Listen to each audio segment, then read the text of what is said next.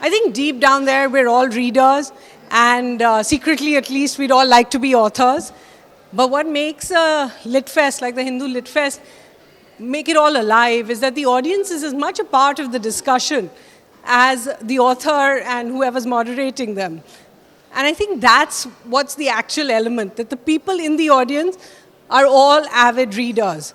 And I think the Hindu Lit Fest really does stand out because of that.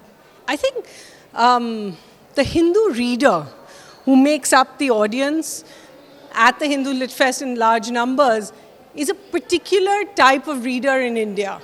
Well-informed, very fiercely loyal to the Hindu, but also has a sense of ownership about the news. And I think that comes through because when you're talking about whether it's the literary fiction or whether you're talking about non-fiction works, people who ask questions really make the event much more interesting, because unless the questions are provocative, intelligent, well-informed, the answers will never be anything more than that.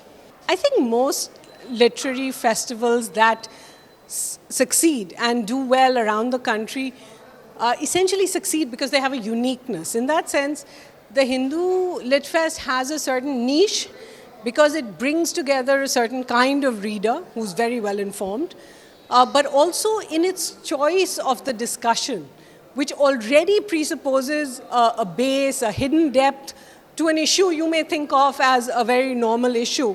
And finally, it brings the more thoughtful of the writers to the forum. So even if they're not discussing their book per se, they're discussing issues of the current world that directly impact their readers.